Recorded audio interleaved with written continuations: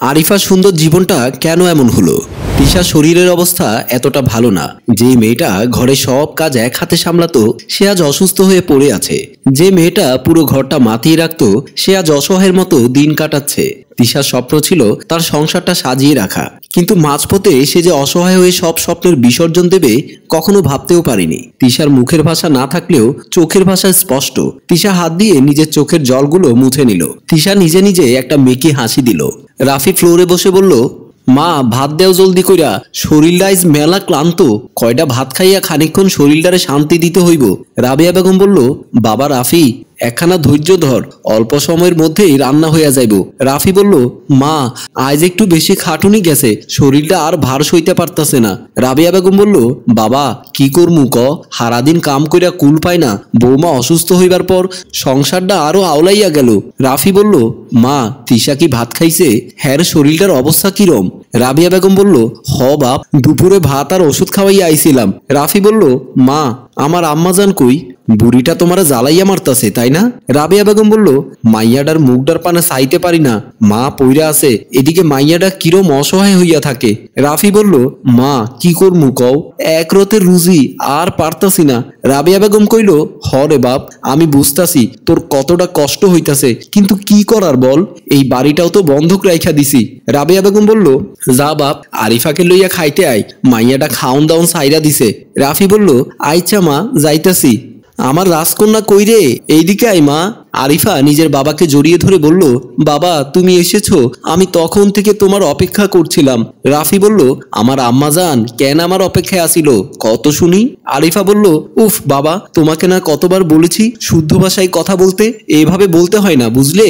রাফি বলল, আমার এইরমই কইতে ভাল লাগে মা, শুদ্ধ ভাষায় কইতে পারবো না। আরিফা বলল, না হবে না, তোমাকে আমার কথাই শুনতে হবে, আজ থেকে শুদ্ধ ভাষায় কথা বলার চেষ্টা করবে। রাফি বলল, না গো আম্মাজান, আমার দ্বারা এটা হইব না, আমি নিজের জেলার ভাষার কথা কইতে পছন্দ করি। আরিফা বলল, যাও তোমার সাথে আর কথা বলবো না। রাফি বলল, রাগ করিও না আমার আম্মাজান, বাবার কথা শুই না চলতে হয়। আরিফা বলল, আমি তো তোমার সব কথা শুনি, কিন্তু তুমি আমার কোনো কথাই শোনো না। রাফি বলল, আচ্ছা আজ থেকে সব কথা শুনমু, অহন চলো খাইতে যাই। আরিফা বলল, না বাবা এখন খাবো না, আগে আমার কথাগুলো বলতে হবে তোমাকে। রাফি বলল, আগে খাইয়া লও পরে কথা হইব। কিছুক্ষণ পর, দাদিমা কি রান্না করেছো আজকে? রাবিয়া বেগম বলল, আমার বুড়িটার পছন্দের খাওয়ান বানাইছি। আরিফা বলল, সত্যি বলছো দাদিমা, আজকে আমার পছন্দের খাবার খেতে পারবো? রাবিয়া বেগম বলল, হ বুড়ি খাইতে পারবি, আয় সবটি তোর লাইগা। আরিফা খাবার প্লেটটা সামনে টেনে নিল। রাফি বলল, মা ভাত দেও এবার, পেটের জ্বালায় আর থাকতে পারতাছি না। রাবিয়া বেগম ভাত বেড়ে দিল। আরিফা মুখে ভাতের লোকমা তুলবে এমন সময় কেঁদে দিল। রাফি বলল, আরে কান্তাছো কেন মা, কি হইল তোমার? আরিফা ভাতের প্লেট রেখে উঠে গেল। রাবিয়া বেগম বলল, তুই খা, আমি দেখা আইতাছি কেন কান্তাছে আমার বুড়িটা। রাফি ক্ষুধার তাড়নায় ভাত খেতে লাগলো। এদিকে আরিফা ব্যালকনিতে এসে কাঁদছে। আরিফার চোখে মুখে যেন রাজ্যের চিন্তা এবং ভয়। রাবেয়া বেগম এসে বলল, কি হইল, আমার বুড়িটা কেন কাঁদতাছে? আরিফা রাবেয়াকে জড়িয়ে ধরে শব্দ করে কেঁদে ফেললো। রাবেয়া বেগম আরিফাকে বুকে জড়িয়ে বলল, কি হইছে দাদিমা, কও শোনা, মন খারাপ কেন? দাদিমা কি কোনো ভুল করছি? আরিফা বলল, দাদিমা আমার আম্মু কি আর কখনো সুস্থ হবে না? আমরা কি আগের মতো একসাথে খাবার খেতে পারবো না? আমার আম্মু কি এভাবে অসুস্থ হয়ে কষ্ট পেয়ে যাবে? রাবেয়া বেগম বলল, ইনশাল্লাহ সুস্থ হইব, আল্লাহ ভরসা, তিনি আবার সব আগের মতো কইরা দিব, তুমি কষ্ট পাইও না বুড়ি। আরিফা দাদির বুকে মাথা রেখে কাঁদতে লাগলো। রাবেয়া বেগম নাতনির কষ্ট দেখে নিজেকে সামলাতে পারল না, সেও অঝরে চোখের জল ফেলছে।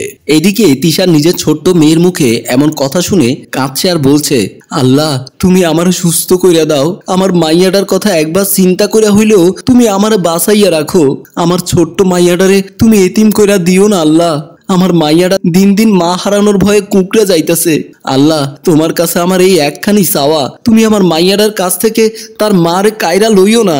পরের দিন রাফি তিশাকে ডাকছে, কিন্তু তিশার কোনো সাড়া শব্দ নেই। রাফি নিঃশ্বাস চেক করে দেখলো তিশা আর নেই। রাফি মা গো বলে চিৎকার দিয়ে উঠল। রাফির চিৎকার শুনে রাবিয়া বেগম আর আরিফা ছুটে আসলো। রাবিয়া বেগম বলল, কি হইছে রে বাপ, এমন করে চিল্লাই উঠলি কেন? রাফি কইল, মা ও মা, তিশার বাইচা নাই, আমাগো সবাই রে ছাইরা সে চিরদিনের মতো চইলা গেছে। আরিফা কথাটা শুনে চিৎকার করে কাঁদছে। না মা, তুমি আমাকে ছেড়ে চলে যেতে পারো না।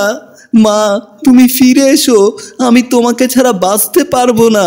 তিশার নিষ্পাপ চেহারাতে কত মায়া, কত অসহায়ত্ব, কতটা কষ্ট সবকিছু যেন প্রকাশ পাচ্ছে। আরিফা মায়ের লাশ ধরে আর্তনাদ করছে। মা গো, ও মা, তুমি ফিরে এসো। কে আমাকে আদর করে ঘুম পাড়াবে? আমাকে আদর করে কে খাওয়াবে? আমাকে একলা ফেলে যেও না তুমি, আমাকেও নিয়ে যাও মা। রাবেয়া বেগম আরিফাকে সান্ত্বনা দেওয়ার চেষ্টা করছে, কিন্তু পারছে না। আরিফা তিশাকে জড়িয়ে কেঁদেই চলেছে। রাফি স্ত্রীকে হারিয়ে স্তব্ধ হয়ে গেছে, কোনো কথা বলছে না সে।